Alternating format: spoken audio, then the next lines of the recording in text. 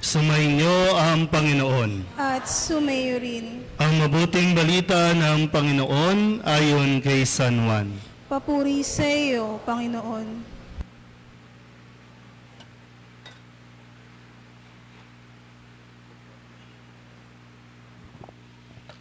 Noong panahong iyon, marami sa mga alagad ni Jesus ang nagsabi, "Mabigat na pananalita ito. Sino ang makatatanggap nito?"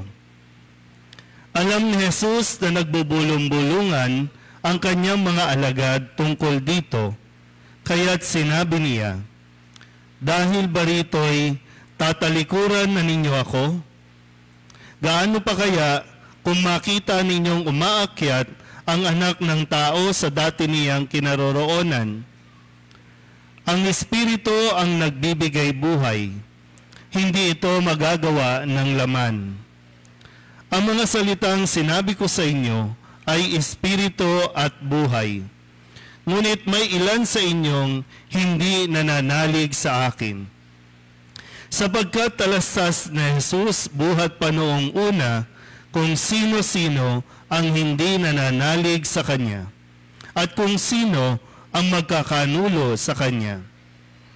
Idinugtong pa niya, "Iyan ang dahilan kaya ko sinasabi sa inyo na walang makalalapit sa akin malibang loobin ito ng Ama." Mula nooy, marami sa kanyang mga alagad ang tumalikod at hindi na sumama sa kanya. Kaya tinanong ni Jesus ang 12, "Ibig din ba ninyong umalis?" Sumagot si Simon Pedro, "Panginoon, kanino po kami pupunta? Nasa inyo ang mga salitang nagbibigay ng buhay na walang hanggan. Naniniwala kami at ngayon natitiyak naming kayo ang banal ng Diyos." Ang mabuting balita ng Panginoon. Pinupuri ka namin, Panginoong Hesukristo. Isang magandang hapon po sa inyong lahat. Viva pong Jesus Nazareno! Nasaan yung mga deboto? Parang hindi nyo na alam paano sumagot Ulit. Viva pong Jesus Nazareno! Inulit nyo lang. Asan yung mga deboto na? Di ba? Pag Viva pong Jesus Nazareno, ang sagot nyo lang, Viva! Ganun lang, inuulit nyo yung pareho Para masanay po kayo, no? Kasi ganyan po ang pamamaraan ng mga deboto, lalo na pag nagtitipon-tipon doon po sa kanyang dambana, no? Sa Basilica Minor ng Quiapo. Kaya hindi ko alam, no? Mukhang mga bago yata ang mga deboto dito sa Balagtas, no? Dito sa Burol 2nd. Huli na lang. Viva pong Jesus Nazareno! Viva! Yan, hindi lumakas tayo ng konti. Gutom ba kayo? Parang matatamlay kayo, no? Mainit, no? Mainit na. Pero sige po, tingnan natin. Kasi naririto po, ngayon tayo ay nasa 21 linggo ng karaniwang panahon. At sa loob ng 4 na linggo, tayo po ay sinikap na pangaralan ni Jesus kung paano tayo sisigla, kung paano tayo magkakabuhay. Nagkaroon ng tanong nung nakalipas ng mga linggo, bakit nyo ba ako hinahanap? Naririto sa harapan po ninyo ang imahin, isa sa mga replika ng poong Jesus Nazareno. At hindi lang yan, naririto rin ang isang replika ng kamay ng poong Jesus Nazareno mula sa Quiapo para isa-isahin po kayong sampalin mamaya. Para magising po kayo, no? Para matauhan tayo. Pero bukod po dito, sana mas maintindihan natin. Kasi yung tanong Jesus, nung mga nakalipas na linggo, bakit nyo ba ako hinahanap? Matapos sila na mapakain matapos nilang maranasan yung pagpapakain ni Jesus, gamit lamang yung ilang pirasong tinapay, ilang pirasong isda, nakita ng mga tao itong kababalagang ito, kaya hinanap nila si Jesus at nang masumpungan, tinanong ni Jesus, bakit niyo ba ako hinahanap? Tanungin niyo yung katabi ninyo, bakit mo hinahanap si Jesus? Minsan di natin alam ang sagot na wala lang. Andito lang ako, wala lang. Pumunta lang ako dito, nahila lang ako nakiuso lang ako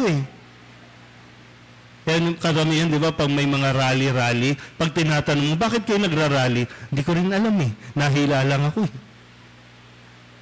hindi ganun yung kailangan natin na maging pag-uugali. Dapat maging malinaw sa atin, bakit natin hinahanap si Jesus.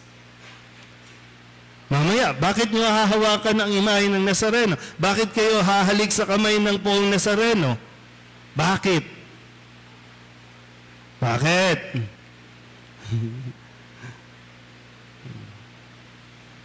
Kasi ngayon, narinig natin, may mga alagad na tumiwalag.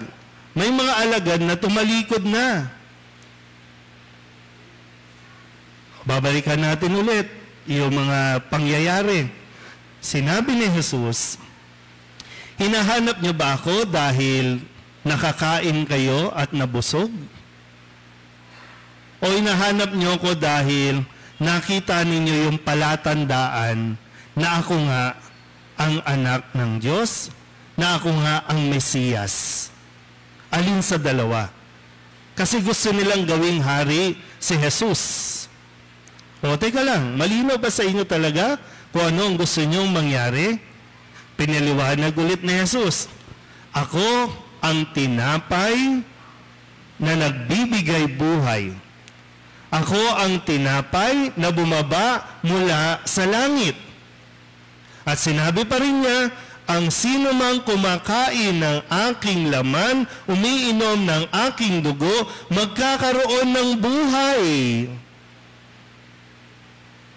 Tingnan nyo nga ulit yung katabi ninyo, buhay pa ba yan o ano ba? Mga tamlay. Sinabi na ni Jesus, gusto mo bang sumigla? Gusto mo bang sumaya? Kulang ka lang sa kain. Binibigay na nga ni Jesus tuwing linggo, magtipon-tipon tayo, pumunta ka dito. Alam niya, napagod ka mula Lunes hanggang Sabado, napagod ka. So ngayon dito, habang nagpapahinga, sige, tuturuan ka ni Jesus at pagkatapos yan, pakakainin ka ni Jesus. Ang problema, ang tigas ng ulo natin, ayaw mong kumain.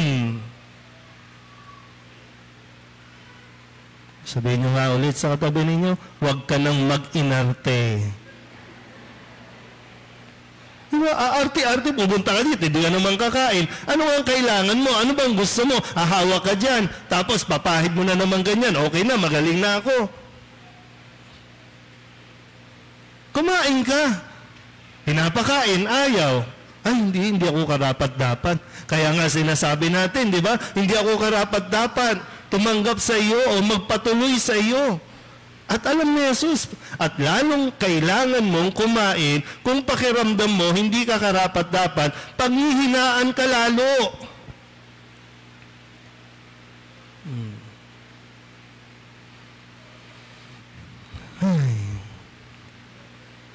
Minsan kasi yung mga solusyon sa problema natin, no?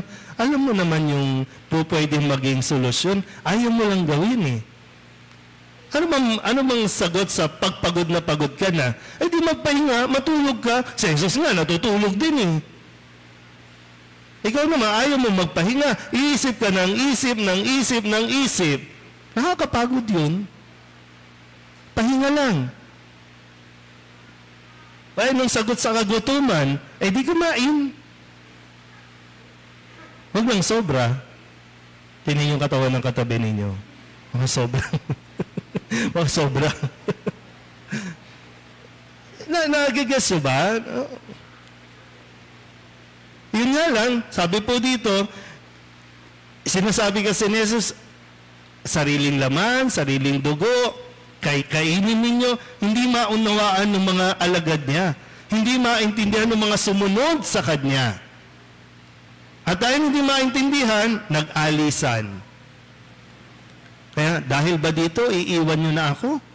Aalis din ba kayo? Minamaliit natin yung tinapay na naririto na mamaya ibibigay sa inyo. Hindi ko alam, no? Kung pwede ko nga lang tutukan kayo at pektusan bawat isa sa inyo, no? Pipila ka na nga lang, ayaw mo pang tanggapin. Anong gusto mo? Himala na naman. Ito na naman. Hahawak-hawak. Kahit yakapin mo yan, no? Siyempre, tayo naman bilang deboto, naniniwala po tayo, no, sa mapaghimalang pagkilos ng Diyos. Pero higit dito sa mga imahin, yung sinasabi sa atin, tanggapin mo si Jesus. Kainin mo yung pagkaing ibinibigay ni Jesus. Pero nasa sa inyo pa rin, no? Nasa sa inyo pa rin ang desisyon, nasa atin pa rin kung kakain tayo mamaya o hindi ako naniniwala dyan. Dito, naniniwala ako dito. Kaya maganda rin po na sa puntong ito, kung tinatanungin tayo, aalis ka ba o mananatili ka? Kasi sa unang pagbasa sa aklat ni Josue, ipinahayag sa pamamagitan ni Josue, pumili ka. Sino ba talaga ang sasambahin mo? Mga Diyos-Diyosan ba? O ang Panginoon? Kanino ka ba talaga sasamba? Sa Diyos ba? Kaya nga, bakit ka ba naririto? Dahil gusto mo sambahin ang Diyos o hihingi ka na naman ng pera? Hihingi ka na naman ng mga material na bagay. Kasi mamaya, pipila kayo dito, ipapatong ito sa inyo, halikan ninyo ito. Para bang sinasabi dito na iririnyo mo yung iyong allegiance sa Diyos. Iririnyo mo yung inyong pangako sa Diyos. Iririnyo mo yung iyong katapatan sa Diyos. Lord, sa iyo lang ako, Lord.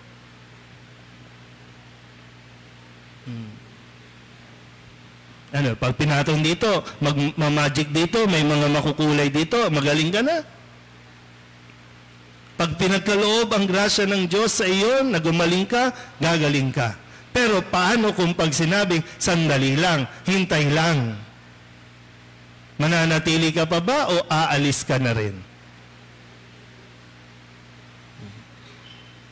Maganda po sa linggong ito, kasi sa nangyayari din sa ating paligid ngayon, no? Marami po yung talagang nawawala yung loyalty, yung katapatan. Ang president nga natin at yung vice president, naglalaglagan na eh. Di ba? Nagiging questionable at para bang, mahalaga pa ba sa atin na maging tapat? Mahalaga pa ba sa atin yung maging loyal tayo? Sabihin niyo nga po, tapat. Laksan niyo naman ng konti. Tapat. Mahalaga yung tapat. Yung katabi mo, kung tapat yan, masaya ang buhay ninyo. Kung yung kaopisina nyo, kapitbahay ninyo, kung tapat, masaya tayo.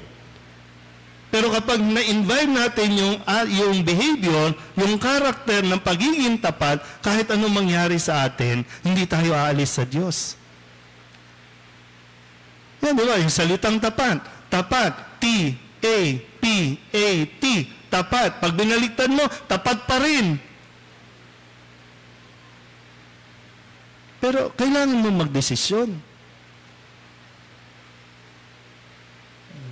Inihingi sa atin ngayon, matapos ipaliwanag ni Jesus ang lahat. Kung magpapasan ba ng krus, kasi baka akala natin, kapag sumunod tayo kay Kristo, walang problema.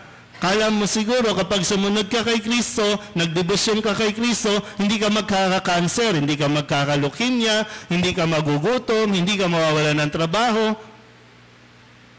Malinaw naman.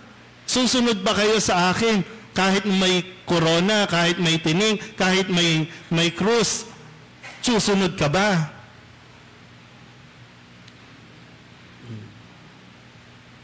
Na nga, buo na. Pinutol pa nga natin. Susunod ka pa ba? Mamaya nyo po sasagutin yan mamaya, no?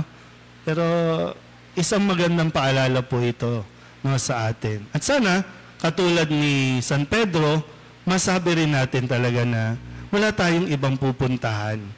Wala tayong ibang salitang pwedeng masandalan, kundi ang mga salita ng poong Jesus Nazareno. Ang kanyang salita ang magbibigay ng buhay sa atin.